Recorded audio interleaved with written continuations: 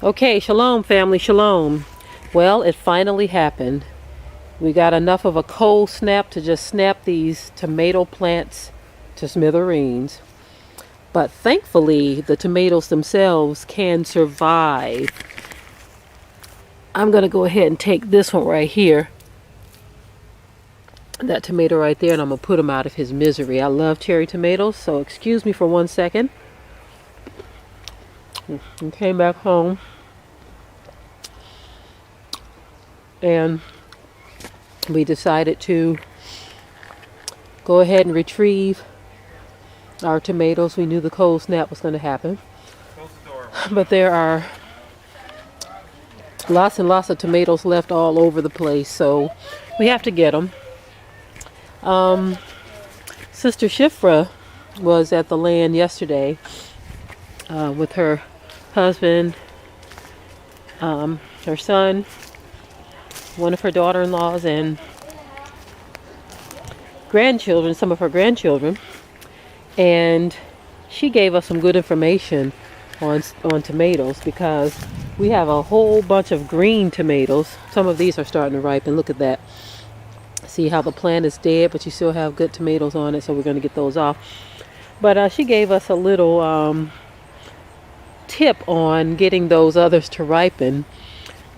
Don't know the scientific name for it, but she says put the ripe tomatoes next to the green tomatoes, or put them in the same bowl to make them jealous, and they'll start to turn too. We're going to give that a try. I thought it was very interesting, but I'm over here because we are on another raid of the garden to get more of these greens.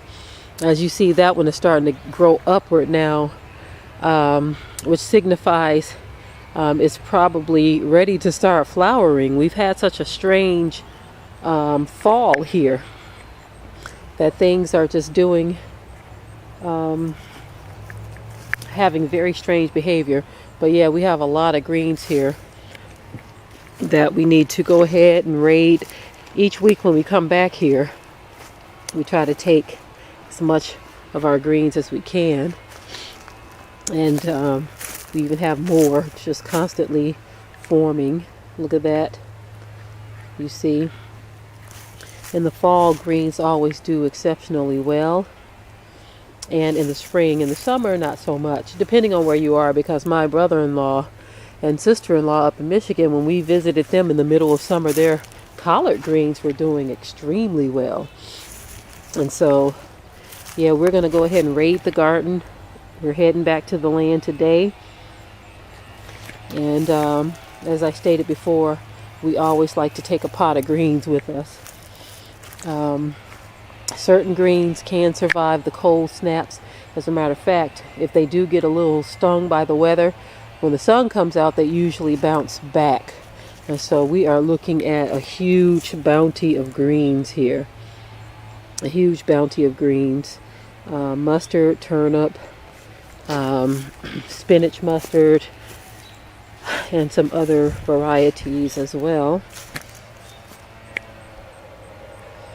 And we absolutely love our greens. And it looks like I see some more Roma tomatoes over here. So we're going to have to grab all of these tomatoes as well from around the garden here. Look at that. All of these tomatoes have got to go with us. Since their plant has died, they must go with us. Okay. As I look around the garden here, I'm going to miss the really nice times we had working out here. It's been really, really nice. I thank the Most High for all the work. This used to be a blank slate, family. A completely blank slate. Nothing but grass. And so over the years, we have done a lot of work here in this garden.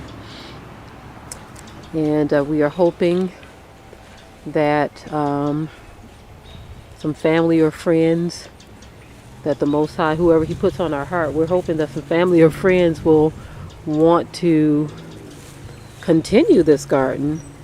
You know, even though we may not be here, we're not far away.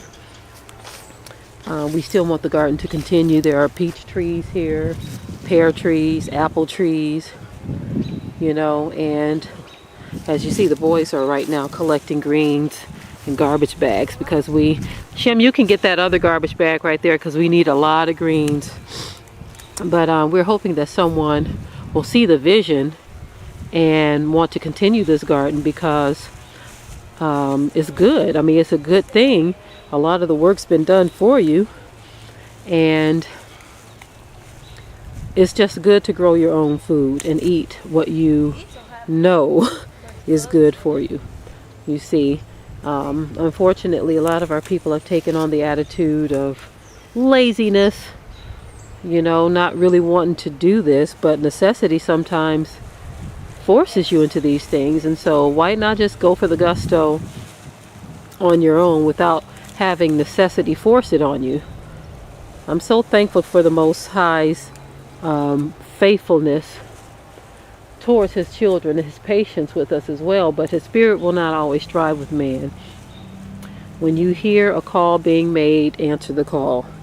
Whether it's to grow your own food, minister the word to Yah's people, feed His sheep, or whatever it is you must do, answer the call. We answered the call for growing our own food back in Michigan. And back then, we didn't do it out of necessity. We did it because my husband wanted to show me his skills in gardening. His mom had always had a nice sized garden where they would grow lots and lots of food. And so when we moved out to the country in Michigan, he wanted to show his awesome skills. And this was a long time ago, family, a long time ago.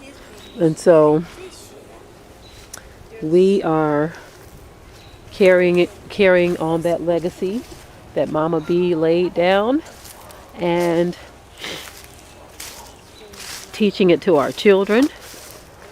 And they enjoy growing and eating their own food, so we're grateful for that. I wanted to show this real quick inside the greenhouse. Notice the plants have not died. Greenhouse makes things easier. Well, anyway, my battery is about to go out, family. I love you and shalom. Enjoy the rest of your day. Enjoy the rest of your day.